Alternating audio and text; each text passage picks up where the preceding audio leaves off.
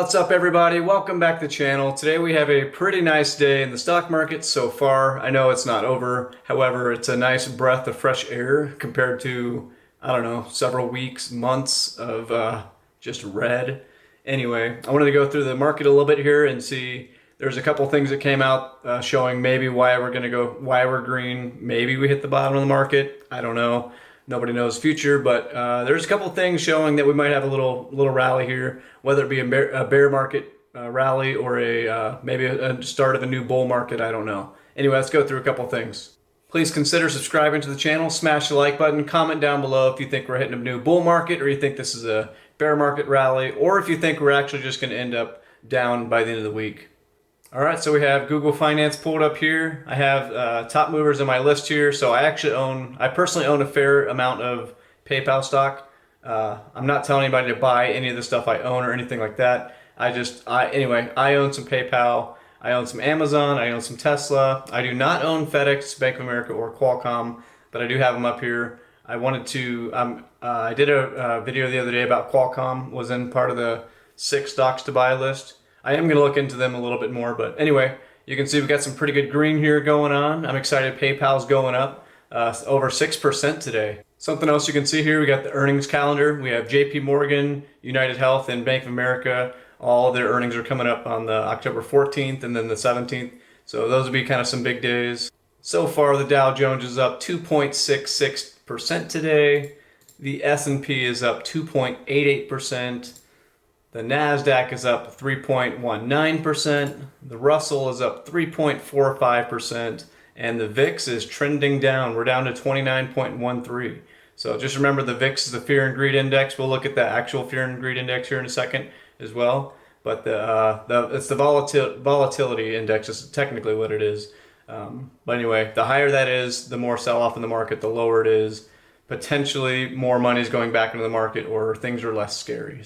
So here I have the fear and greed index pulled up here. We are now in fear. Last week we were in extreme fear. So that's a nice change as far as it's not maybe as good of a buying opportunity, because when you're in extreme fear, potentially that's a good buying opportunity.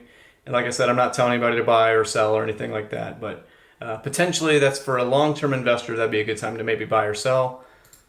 You can see here the timeline here. We have the low of the fear and greed was actually looks like May 12th. It was a 3. We did recently get back down to a 15, which is in the extreme fear side, but we're popping back up a little bit here.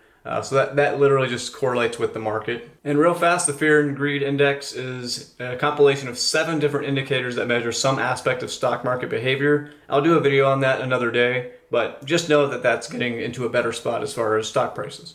So I want to go through a couple quick things here of why the market might be going up today. So the UN says we must change course. The world is on brink of a recession. So basically the UN is asking, all these countries are doing all these rate hikes to fight inflation, but it's basically asking the world to either slow down or stop doing rate hikes, specifically in the United States of America, just because the dollar is so strong and the United States is such a big economy and it's so important to the whole world. Another thing that came out that's helping the stock market go up is job openings plunged by more than 1.1 million in August. So it says job openings in August totaled 10 million, a 10% drop from the 11.17 million reported in July, and more than a million less than expected. So it says the job openings, labor turnover numbers are watched closely by the Federal Reserve, which is trying to reverse runaway inflation that has been pushed by the tight labor market. So basically, when unemployment starts going up, the economy might start getting better, which sounds silly, but it's a more balanced economy.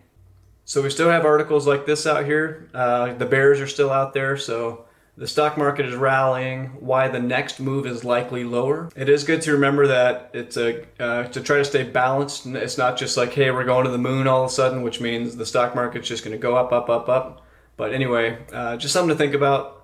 I do think there's going to be bears out there all the time. Doesn't matter. There's always bulls out there as well. Even when the market has no chance of going back up, there's still optimism or pessimism out in the market. So I personally stay pretty pessimistic overall. I continue to dollar cost average into positions I love.